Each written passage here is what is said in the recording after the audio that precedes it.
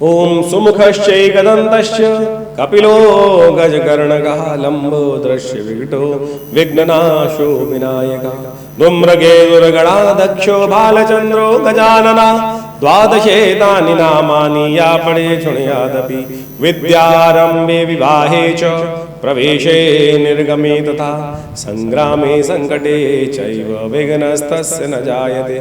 नमस्कार, मैं हूं आचार्य विक्रमादित्य और आज का विषय हमारा है आचार्य वाणी के अंतर्गत ये हमारा चैनल जो है इसके अंदर की मीन राशि वालों के लिए बृहस्पति का ये परिवर्तन का प्रभाव जो हुआ है वो कैसा रहेगा। बृहस्पति का परिवर्तन हमेशा आपकी राशि के अनुसार से बहुत महत्वपूर्ण है। देखिए, क्योंकि बृहस्पति आपकी राशि के स्वामी है और बृहस्पति ज्ञान के देवता है और ज्ञान के जो देवता हैं वही जीवन में कल्याण का मार्ग सबसे इम्पोर्टेंट करते हैं, प्रशस्त करते हैं। और वो इन दिनों परिवर्तन की तरफ गए, बहुत महत्वपूर्ण परिवर्तन की तरफ गए। 12 वर्ष बाद परिवर्तन का अद्भुत योग आपकी राशि के अनुसार से पराक्रम का, धर्म की तरफ से भाग्य को जगाने के लिए बना, लेकिन परिवर्तन करते ही अभी अस्त होने का योग जो बन गया है वो विशेष तौर पर 8 मई में सुबह 5:10 से लेकर 2 जून 6:10 तक ये बृहस्पति 25 दिन के लिए अस्त होने का योग बना रहे हैं। और बड़ा विचित्र स्थिति है कि बृहस्पति अकेले अस्त नहीं हो रहे हैं, शुक्र भी इन दिनों अस्त चल रहे हैं। बृहस्पति ज्ञान के देवता हैं, देवताओं के गुरु माने जाते हैं, देव गुरु के पद पर आसीन है, देवताओं को भी ज्ञान देने का प्रयास करते हैं, सात्विक ज्ञान के प्रतीक माने जाते हैं। और वो अस्त हो जाए तो क्या होता है कि ज्ञान का देवता अस्त हो गया, यानी विचार करने की शक्ति। जब विचार करने की शक्ति अस्त हो जाती है तो फ्रस्ट्रेशन उदय हो जाती है। और ऐसे में शुक्र भी अस्त हो गए हैं और शुक्र का अस्त होना भी विशेष तौर पर बड़ा विशेष प्रभाव बनता है। एक देवगुरु, एक दैत्य गुरु, दोनों के दोनों सूर्य के प्रभाव में आ गए हैं। और आपकी राशि के अनुसार से समझे दिए तो त्रिग्रहों का योग बन रहा है, त्रिग्रही योग बन रहा है। सूर्य जो परिवर्तन का योग बनाएंगे मई के मध्यकाल में, उसके बाद शुक्र का परिवर्तन का योग बनेगा 19 तारीख को। और ऐसे में ये परिवर्तन का योग बनते हुए विशेष तौर पर आपके लिए बड़ा विशेष महत्वपूर्ण अजीब योग बनेगा। तो ये सब ग्रह अस्त, शुक्र भी अस्त, ज्ञान के देवता दोनों अस्त है कि तीनों ग्रहों की प्रवृत्ति अलग, एक दैत्य गुरु, एक देव गुरु, एक सूर्य राजा, इन सब एक ही ग्रहों, त्रिग्रहों की युति होकर ये संसार के लिए विप्लवकारी है। कहा जाता है शास्त्र के दृष्टिकोण से ये सब ग्रह एकत्र होकर जिस प्रकार का योग बनाते हैं, ये प्राकृतिक आपदाओं का या तो भीषण वर्षा या भीषण तूफान या बवंडर, ऐसे योग बनते हैं। परिवर्तन के महत्वपूर्ण योग बनते हैं, नेगेटिविटी के योग भी बन सकते हैं। अब ज्ञान का अस्त होने के कारण से लोग अननेसेसरी गुस्से में आकर कुछ ना कुछ अनिष्टकारी योग बना सकते हैं, आतंकी घटनाएं बढ़ सकती हैं। मंगल और राहु भी इन दिनों विशेष तौर पर एक साथ प्रभाव ग्रहण कारक योग बना रहे हैं मंगल के ऊपर, पराक्रम पे। और ऐसे में बृहस्पति महाराज आपकी राशि के अनुसार से हम बात करें तो राज्य भाव के मालिक हैं। मीन राशि जो है आपकी है उसके अनुसार से लग्न के मालिक हैं। तो ऐसा समय आपके लिए बड़ा महत्वपूर्ण रहेगा, सावधान वाला रहेगा, गुस्से को कंट्रोल कीजिएगा। जी हाँ, अननेसेसरी गुस्से को कंट्रोल कीजिएगा। तारीख हमने आपको बता दी, 8 मई से लेकर ये ग्रह का योग जो है सुबह 5:10 पर से लेकर 2 जून तक रहेगा। बीच में 19 यदि हम बात करें मई को शुक्र भी परिवर्तन की तरफ चले जाएंगे, बीच में सूर्य भी परिवर्तन की तरफ जा रहे हैं। तो ये सारा परिवर्तन इन सब चीज़ों को देखते हुए बहुत महत्वपूर्ण रहेगा। नेगेटिविटी मन में नहीं आनी चाहिए, अननेसेसरी क्रोध कंट्रोल करने का आपको प्रयास करना चाहिए। ऐसे में दुर्गा जी की आराधना, भगवती दुर्गा की जितनी आराधना आपकी राशि के अनुसार से की जाए, माँ भगवती दुर्गा का यज्ञ, ओम ऐं ह्रीं क्लीं चामुंडायै विचे स्वाहा, इस मंत्र का उच्चारण करते हुए या तो जप कर लें, यज्ञ कर सकें तो बहुत करें या करवाएं, अपने लिए विशेष तौर पर ध्यान रखिएगा। आमतौर पर ज्योतिष के दृष्टिकोण से जो उपाय आपको जानना चाहिए, कौन सी दिशा में करने की आवश्यकता है। ये बृहस्पति महाराज तृतीय भाव में बैठकर आपकी राशि के अनुसार से 12 साल बाद भाग्य जगाने आए। जगेगा भाग्य, बिल्कुल दृष्टिकोण समझ लीजिए, बिल्कुल ये आई कितने दिन, नई बाल कितने सामने आने के योग बना रहे हैं। 2 जून को परिवर्तन का योग बन जाएगा। उसके बाद पूरे वर्ष आपके लिए फ्रंट लाइन पे खुलकर बैटिंग करने का, बहुत बढ़िया से खेलने का योग बनेगा।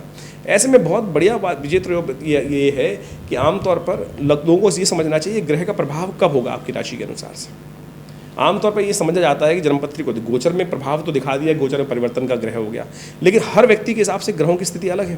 तो ऐसे में ग्रहों की स्थिति ये समझनी पड़ती है कि आपका ग्रह कितने अंश का है आपकी जन्मपत्री के अंदर, नवांश में, षड्वर्ग में, कहाँ किस प्रकार की अवस्था बन रही, कौन सी दिशा चल रही, कब आपके प्रभाव दृष्टिकोण से, ज्योतिष के दृष्टिकोण से आपकी राशि में वो परिवर्तन गोचर में जो हुआ है वो मैच करेगा और कब वो लाभ देने का योग बनाएगा। 12 महीने को समय जो है उसमें कौन सा समय सबसे इफेक्टिव आपके लिए रहने वाला है, वो सब चीज़ें ज्योतिष की गहन अध्ययन से प्राप्त होती हैं। लेकिन खैर, आपकी दृष्टिकोण से, आपकी राशि के दृष्टिकोण से हमने आपको बता रहे हैं, तो विशेष तौर पर ये उपाय आपको करने का प्रयास करना चाहिए। शुक्र भी अस्त चल रहा है तो उसके लिए भी खास उपाय करने की ज़रूरत है, क्योंकि शुक्र भी तृतीय भाव में बैठकर आपकी राशि के अनुसार से बहुत जीवन साथी का जितना सहयोग लें, जीवन साथी का सम्मान करने का प्रयास करें, उनका खास तौर पर ध्यान रखिएगा। विशेष तौर पर आपके द्वारा कहीं उनका अपमान ना हो जाए, कहीं विशेष तौर पर कुछ अपशब्द आपके मुख से ना निकल जाए। ऐसे में गौ सेवा करने का प्रयास कीजिए, नेगेटिविटी को त्यागने का प्रयास कीजिए। विचारों में नेगेटिविटी आ सकती है। आमतौर पे हम क्या होता है कि जैसे मैं उपाय बताया आपको, तो अब ये सब बहुत सारे लोग शहरों में रहते हैं, कहते हैं भाई गए गाँव की, अब गऊ के उपाय नाम से उपाय बता दिया तो कैसे ठीक किया जाए। देखिए मॉडर्न ज़माना है तो मॉडर्न चीज़ आप भी हो गए तो ज्योतिष भी मॉडर्न होता चला जा रहा है, तो उसके दृष्टिकोण से आप रास्ते पर आ सकते हैं। अरे सोशल मीडिया का ज़माना है, वेबसाइट का ज़माना है, बहुत सारे अच्छे लोग हैं संसार के अंदर, बहुत सारे लोग गौ सेवा कर रहे होंगे। जाइए किसी वेबसाइट पर देखिए, जहाँ कहीं अच्छी चीज़ मिल जाए, ऑर्गेनाइजेशन जहाँ पर आपको वीडियो दिखाई देता है तो वहाँ गौ सेवा करवा दीजिए। बोले हम भेज रहे हैं अपने डोनेशन को आपके निमित्त, आप वहाँ पर हमारे द्वारा हमारे नाम से गौ सेवा कर दीजिए। ये विशेष तौर पर व्यवस्थाएँ हैं ना, जहाँ चाहा वहाँ रहा आमतौर पर। लेकिन यदि आपके मनोमस्तिष्क में नेगेटिविटी ज़्यादा पहले आ जाती है, कोई भी चीज़ देखकर कैसे होगा, क्यों होगा, तो समझ लीजिए आपके कहीं ना कहीं ग्रह नेगेटिव हैं, कहीं ना कहीं आपके अंदर जो विचारधारा, अगर किसी भी चीज़ को सामने चीज़ की, देखिए सकल पदार्थ हैं जगमाही, कर्महीन पुरुष पावत नहीं।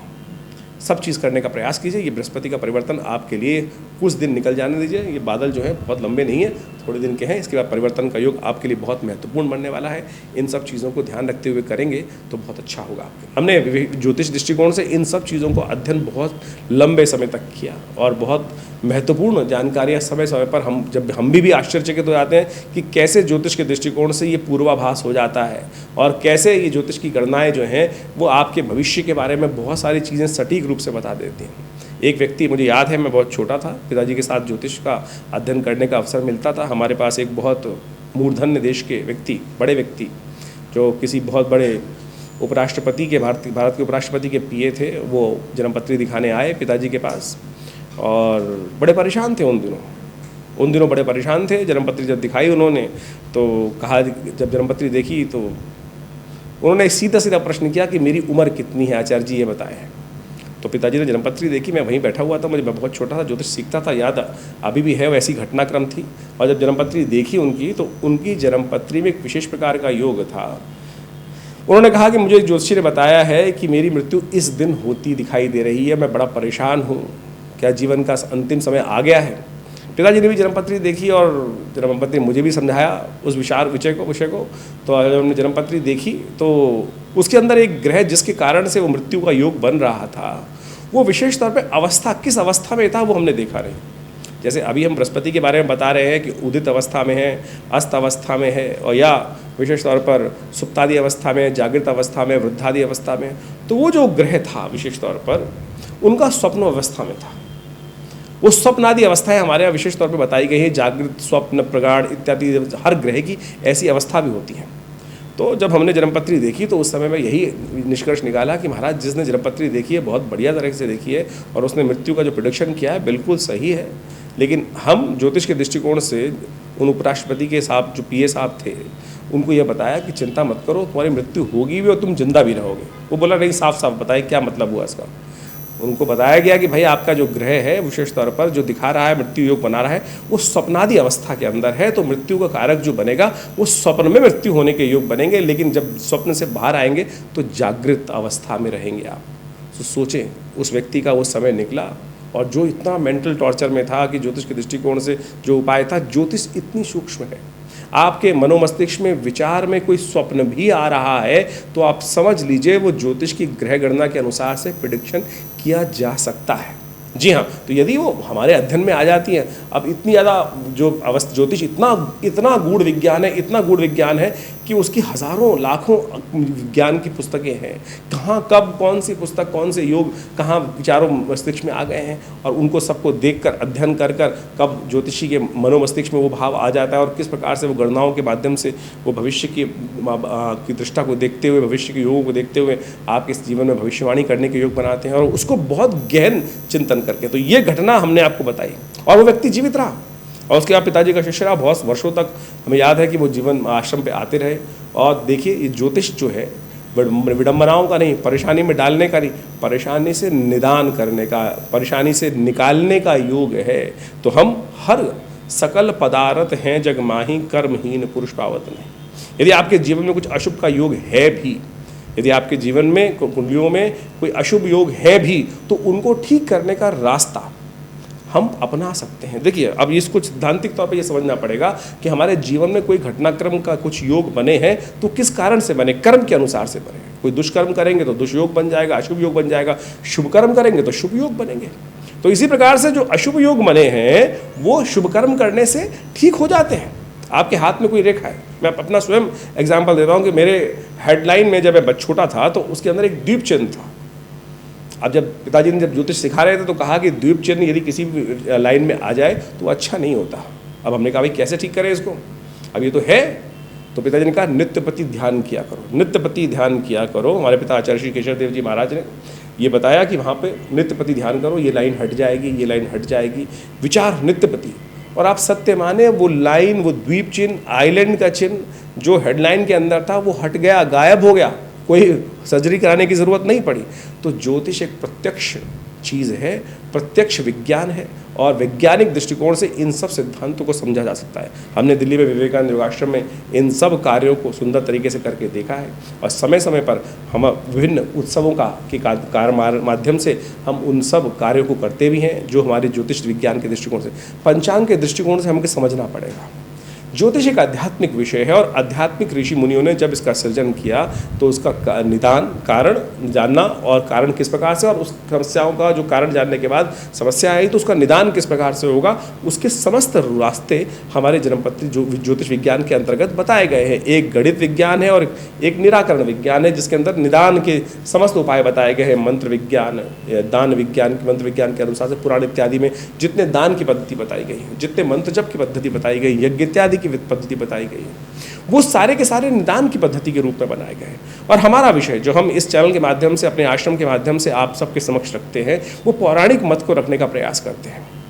आज की तारीख में ज्योतिष विज्ञान के अंतर्गत यदि हम समझें, बहुत सारे टोटकों पर बहुत ज़्यादा ध्यान दिया जा रहा है कि कुछ भी ऐसे ऐसे टोटके बताने का प्रयास करते हैं। लोग ज्योतिष के संबंध में विडंबना उत्पन्न करने का प्रयास करते हैं, ये कर दो, ऐसा कर दो, वैसा कर दो। ऐसा नहीं, ज्योतिष विज्ञान के अनुसार से प्रत्यक्ष कैसे कैसे ठीक रूप से, यदि आप यजुर्वेद संहिता को उठा के देखें, यजुर्वेद को भी उठा के देख लीजिए, तो उसमें उसके अंदर सहस्त्रों उपाय यज्ञ के द्वारा चीज़ों को ठीक करने की, मनोकामनाओं को पूर्ति करने के लिए सहस्त्रों लाखों मंत्र बताए गए हैं, लाखों पद्धतियां बताई गई हैं उन सब को।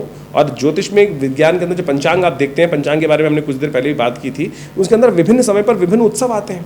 वो विभिन्न उत्सव जो है वो विशेष तौर पे आप समझें, वो एक मुहूर्त है कि जिस समय में यदि आप उस कार्य को कर लोगे तो आपके द्वारा किया गया पुण्य कई गुना अधिक हो जाएगा। और जब पुण्य अधिक हो जाएंगे तो समस्या का निदान का मार्ग मिल जाएगा। तो जैसे सोमवती अमावस्या आ रही है, प्रदोष के योग आ रहे हैं, होली, दीपावली, ये सब जो अक्षय तृतीया इत्यादि, ये सब जो मुहूर्त आते हैं ये विशेष तौर पर बड़ा महत्व रखते हैं। और आध्यात्मिक दृष्टिकोण से देखें तो पुराणों के अंदर, विभिन्न शास्त्रों के अंदर इन सब उत्सवों के माध्यम से विभिन्न कर्म करने के रास्ते बताए गए, कर्मकांड के सिद्धांत के अनुसार से बताए गए हैं। उन कर्मों को कर कर आप सुंदर तरीके से, हम अपने विभिन्न कार्यक्रमों में विभिन्न आपकी बातें रखते हैं, विभिन्न कथाएं रखते हैं इस बारे में कि ज्योतिष के दृष्टिकोण से कैसे, कौन सी हर चीज़ की उत्पत्ति कहाँ से हुई है ज्योतिष के अंदर, उन सब सिद्धांतों को बहुत सुंदर रूप से समझाने का प्रयास किया गया है। तो आप समझें ज्योतिष किस प्रकार का विज्ञान है। और मैं विवेकानंद योगाश्रम के माध्यम से इन सब कार्यों को सुंदर तरीके से आश्रम पर करने का जो व्यवस्था बनाई, हमारे पिताश्री आचार्य केशव देव जी महाराज ने पिछले करीब 50 सालों से ये सुंदर आश्रम कार्य कर रहा है। दिल्ली में विवेकानंद योगाश्रम लक्ष्मी नगर जमुना पार्क में स्थित है। यहाँ नित्यपति 8 घंटे यज्ञ होता है। माँ भगवती का, दुर्गा का बहुत सुंदर चमत्कारी श्री विग्रह जो मुल्तान से यहाँ पधारा, वो आज भी यहाँ विराजमान है। उनके सानिध्य में आज भी विवेकानंद योगाश्रम में नित्यपति 8 घंटे यज्ञ करने की व्यवस्था चल रही है। गौशाला की सुंदर सेवा, गाय की सुंदर सेवा करने की व्यवस्था है। अस्पताल है जो विवेक, योग, प्राकृतिक चिकित्सा एवं आयुर्वेद के दृष्टिकोण से हज़ारों लोगों की सेवा कर रहा है। भारत सरकार के पैनल पर है, दिल्ली गवर्नमेंट के पैनल पर है और बहुत सारे सहस्त्रों लोग यहाँ आकर अपना उपचार कराते हैं योग प्राकृतिक चिकित्सा के संबंध में।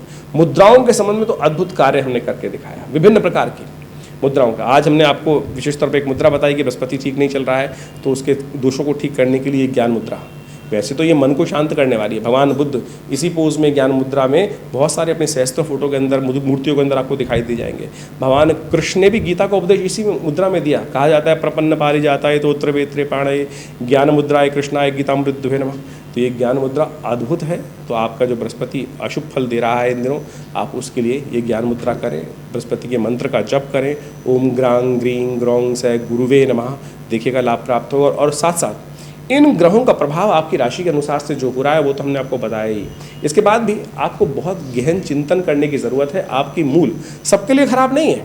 अब जिस एक राशि के बारे में बताया कि खराब है अच्छा है, तो हो सकता है उस आपकी दशा अंतर्दशाएं बहुत सुंदर चल रही हों, या हो सकता है ग्रह शुभ प्रभाव कर रहा है तो ग्रह अंतर्दशाएं जो है अशुभ चल रही हो तो वो प्रभाव निष्क्रिय हो जाएगा, उल्टा हो जाएगा। तो उस सब संबंध में आपको अच्छा ये है कि अपनी जन्मपत्री को पूरी तरह से विचार विमर्श समय समय पर कराते रहें। उन सब समय का आपको आभास होता रहेगा। लेकिन बहुत सारे लोग ज्योतिष विज्ञान के माध्यम से इस बात से डर जाते हैं कि सहस्त्रों, मेरे अब बहुत सारे देखे हैं कि ऐसे लोग आज ज्योतिष के दृष्टिकोण से 4-4 दिन पढ़कर ज्योतिष विज्ञान के आचार्य बन जाते हैं और विशेष तौर पर ऐसे ऐसे उपाय, ऐसे ऐसे लोगों को लूटने का तरीका बनाते हैं। ज्योतिष पैसे कमाने का तरीका नहीं है। हमारा ये उद्देश्य ज्योतिष की वास्तविक स्वरूपों को आपके समक्ष रखने का है। और बहुत सारे लोग इन भ्रांतियों में फंस जाते हैं कि ज्योतिष के दृष्टिकोण से अनेक उपाय बता दिए जाएंगे। हमने इस कार्यक्रम के माध्यम से आपके समक्ष बहुत सरलता से, बहुत सीधी तरीके से, बिना किसी लाग लपेट के, बिना किसी को पैसे खर्च किए हुए, कोई नग ना बताकर, कोई बहुत बड़ा उल्टा सीधा प्रयोग ना बताकर, बहुत सारी किसी विडंबना से, सब समस्त विडंबनाओं से हट के सीधे साधे तरीके से ज्योतिष के विज्ञान को आपके समक्ष रखने का प्रयास किया है। आशा करते हैं आप समझेंगे और लाभ लेंगे।